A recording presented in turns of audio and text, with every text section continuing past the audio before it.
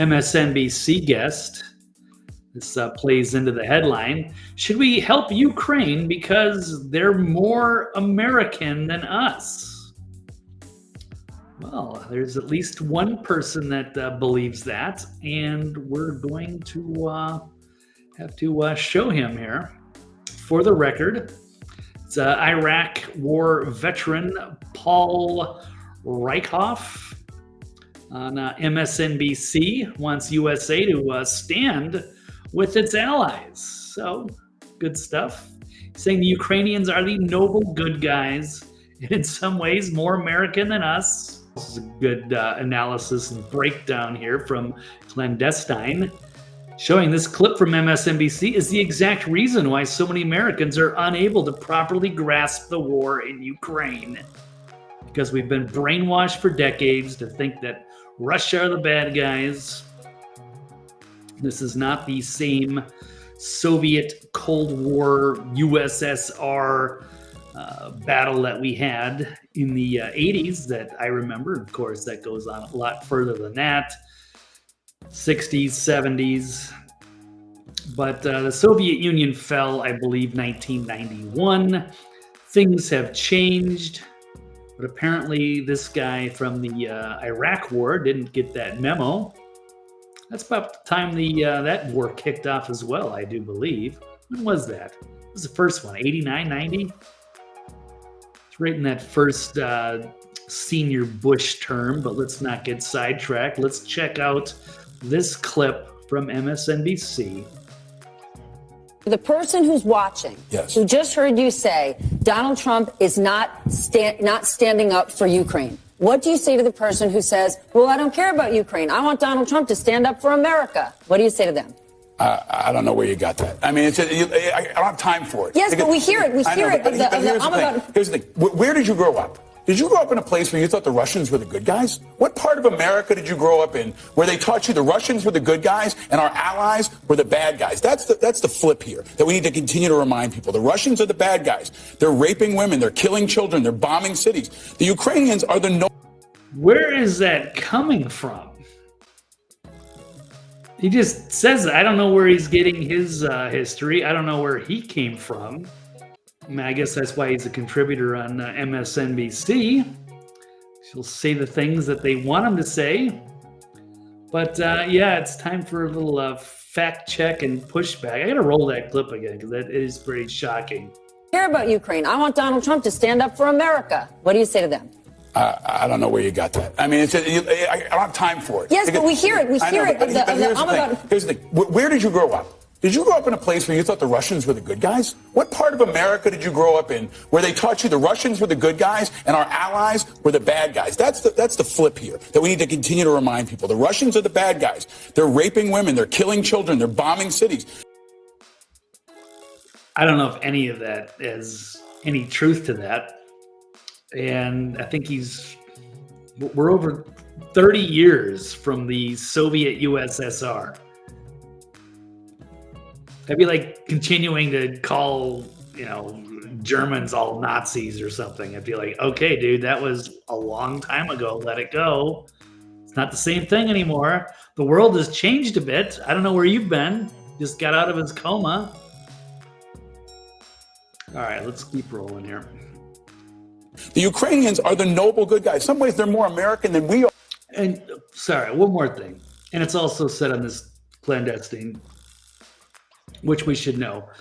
The Russians were our allies against the Germans, against the Nazis. Kind of an important detail there.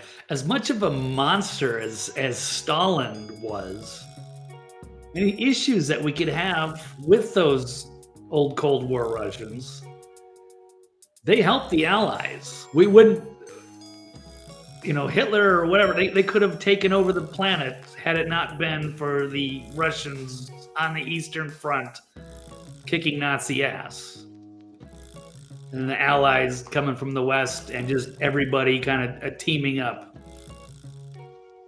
to take out the bigger power, even, allying with our supposed enemies. Enemy of our enemy is our friend, at least in that case. That was a noble effort. Yeah, I don't know where he's getting his history. I'm curious where he grew up or what he's, I don't know where he's drawing this from. Like a parallel world that the rest of us do not live in. But here we go. I guess we can push back ourselves. Yeah, the host should have said something, but I guess maybe she was taken off guard, or at least, they're bringing on the crazy, so they like it because it just goes along with what they want to, whatever narrative they're trying to frame here, which is probably going to be just unlimited, aid and resources for Ukraine and against Russia, no matter what. Even though things have changed in the last 30 years. But let's keep rolling. There's only a little bit left. Over the last couple of years. And we must stand with them in the same way we stood with the Allies in World War II and since this country was founded. This is not just about Ukraine. Stood with the Allies in World War II. He just said it and is completely oblivious that the Russians were our allies. This is about the core and the integrity of American values. And that's what he's also betraying. Not just Ukraine. He's betraying America. The person who's watching. Yeah. Okay. But anyway, yeah, that was not good. Here's a flashback from George Washington back in the day. That if he was around, just like Trump, they'd probably call him a Kremlin stooge too. I mean, if you're not 100% for supporting Ukraine, you must be on the Putin payroll. You're getting paid off by the Kremlin, spreading Russian propaganda. Getting pretty tired. But George Washington and many of our forefathers warned us about that, to stay out of the European wars. Wasn't going to go well. They have different interests that we should not involve ourselves in. Now, maybe we could argue World War II was different, because we did have some serious hostile forces trying to take over, and it was a group effort to take down the Führer. We could have been living in a much different scenario. What was that Philip K. Dick book that they turned into a series on Amazon where they showed that? What would have happened had the Nazis won, along with the Imperial Japanese? Not a good thing. Would have been another worldwide tyranny. But if Putin decides to go into NATO countries and completely different cultures, and he wants to just take them over and force other people to live with them, then we have a reason to stop.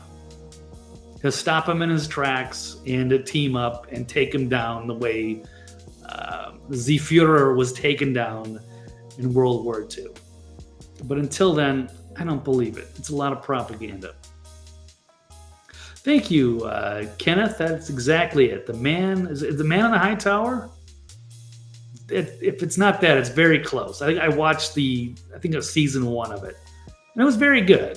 It was a little slow moving, but it was thought provoking on what could have happened in a parallel world had the good guys lost World War II.